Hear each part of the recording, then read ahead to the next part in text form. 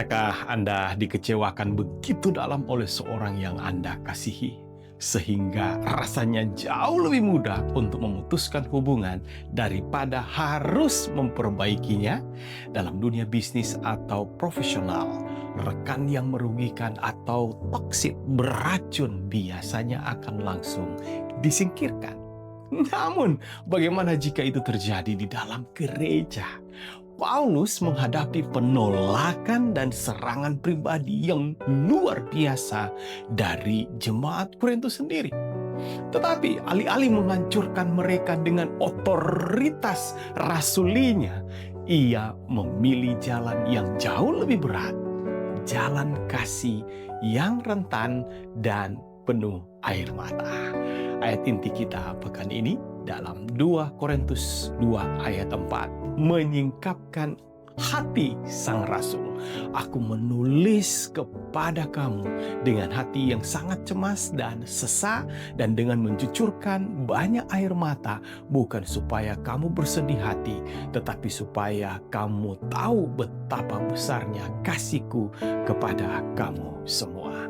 Bagaimana Paulus memperkenalkan kasih Yesus yang dia praktikkan untuk mengajar jemaat Korintus agar mereka melayani oleh kasih, dan bagaimana ini menjadi pelajaran kita hari ini. Mari kita temukan jawabannya melalui 4 poin penting pekan ini. Poin yang pertama, dengan menyalurkan penghiburan ilahi dari pengalaman penderitaan yang terdapat di dalam 2 Korintus 1 ayat 3-11 yang menjadi fokus di hari Minggu. Fokus pelajarannya apa? Paulus mengajarkan pelayanan kasih dengan membagikan bagaimana Allah menghiburnya di tengah penderitaan yang luar biasa yang mematikan di Asia Kecil. Kesulitan yang nyaris merenggut nyawanya bukanlah hukuman, melainkan sarana agar ia bisa menghibur orang lain dengan penghiburan yang sama yang ia terima dari Allah. Solusinya adalah mengubah rasa sakit pribadi menjadi saluran berkat dan empati bagi sesama. Sebagai aplikasinya, seringkali keluarga atau bisnis kita di Jakarta menghadapi masa-masa kelam, baik itu krisis finansial, penyakit berat, atau kehilangan. Solusi bagi jemaat kita adalah jangan mendendam penderitaan itu dalam kepahitan atau rasa malu atau gengsi. Tuhan mengizinkan Anda melewati badai agar kelak Anda bisa merangkul dan menguatkan saudara seiman yang sedang mengalami hal yang serupa. Pelayanan kasih yang paling efektif dan menyentuh hati seringkali lahir dari luka kita sendiri yang telah disembuhkan oleh Kristus. Poin yang kedua, dengan mengedepankan ketulusan dan menegur sambil mencucurkan air mata. Di ayat 12-24 sampai lanjut pasal 2 ayat 1-4 yang menjadi fokus di pelajaran hari Senin dan Selasa. Fokus pelajarannya apa? Paulus memberikan teladan kasih dengan mengklarifikasi mengapa ia menunda kunjungannya ke Korintus. Ia tidak datang bukan karena pelin-pelan, melainkan untuk menyayangi jemaat agar ia tidak perlu datang dengan tongkat penghukuman. Sebagai gantinya, ia mengirimkan surat dengan cucuran air mata.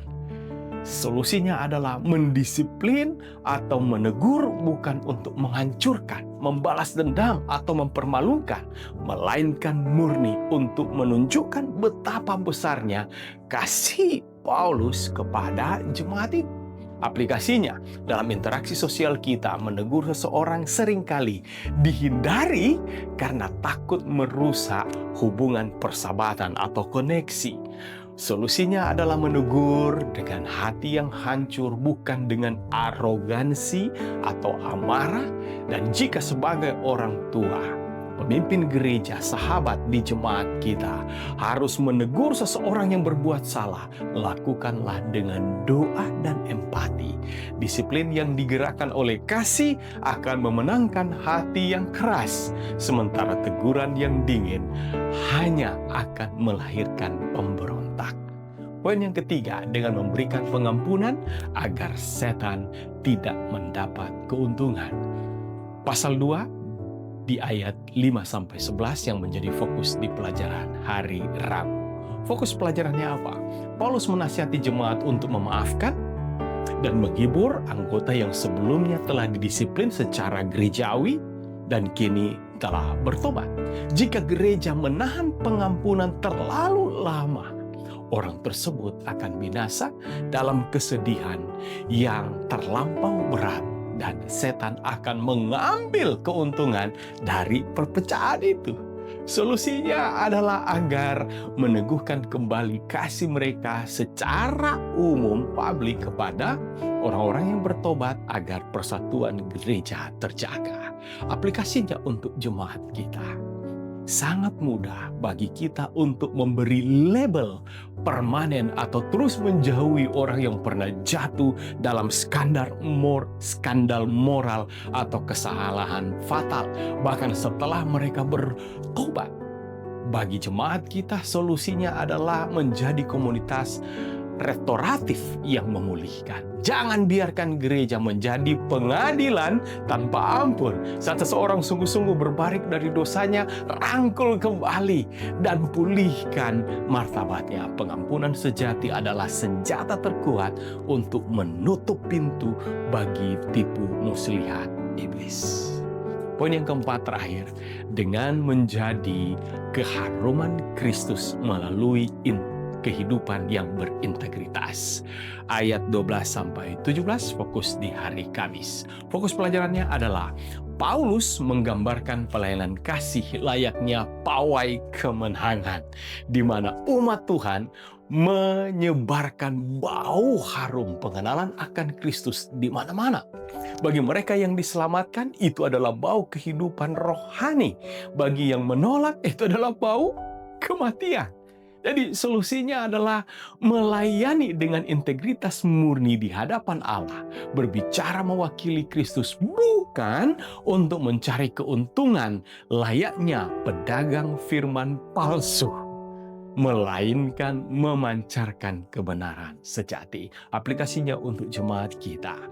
Kehidupan kekristenan kita diawasi oleh dunia setiap hari.